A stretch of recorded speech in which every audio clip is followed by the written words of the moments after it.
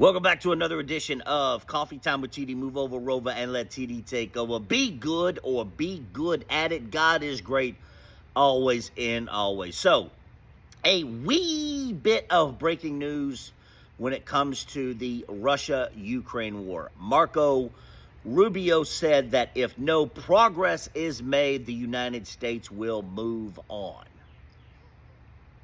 That's right. No shit.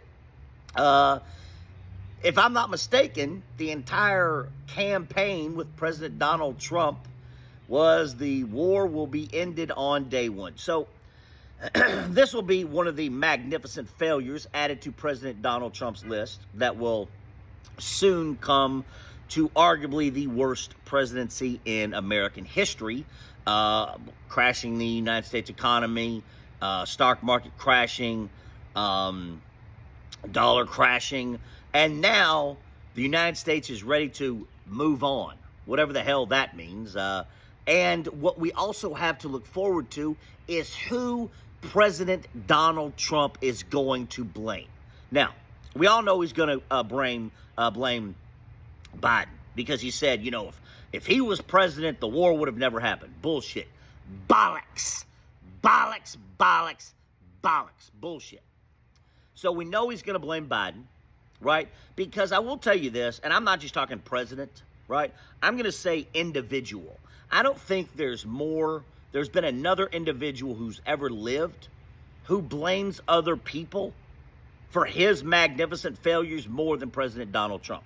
In business, the casinos, he bankrupted a fucking casino. I would have loved to have been in that meeting at the bank and heard who he blamed for bankrupting a fucking casino. Now, we'll probably hear Hillary when the moving on, whatever that means, Marco Rubio said about the Russia-Ukraine war and no progress being made. So we know we're going to hear Biden, probably Hunter, maybe Hillary, maybe Obama. Maybe we'll throw Bill Clinton in there. Maybe we'll throw Bush, Reagan, Jimmy Carter. But get ready for that. Get ready for who he's going to blame for his first real big failure, right? And then the second one would be the hostages not being returned, and all hell will break loose if the hostages aren't returned. So we know that's a lie, and it'll be added to the list, full stop, end of. But this is what you have to look forward to, who he's going to blame.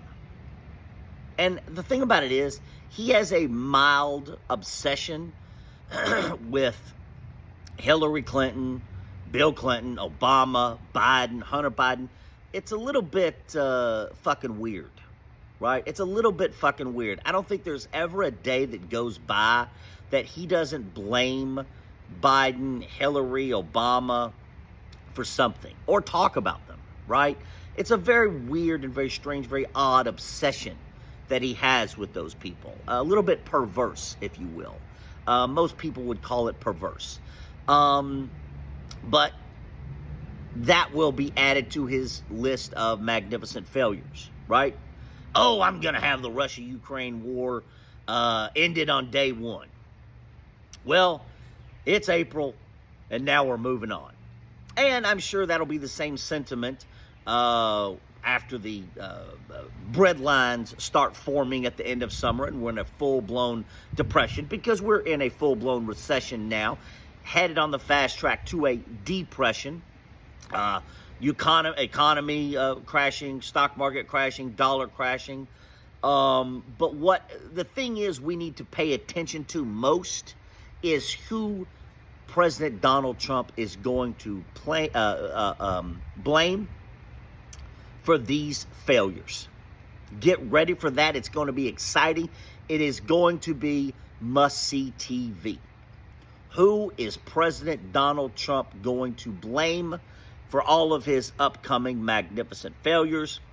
As we know, he's already failed at ending the Russia-Ukraine war. He's already failed at having all the hostages returned to Israel. So get excited.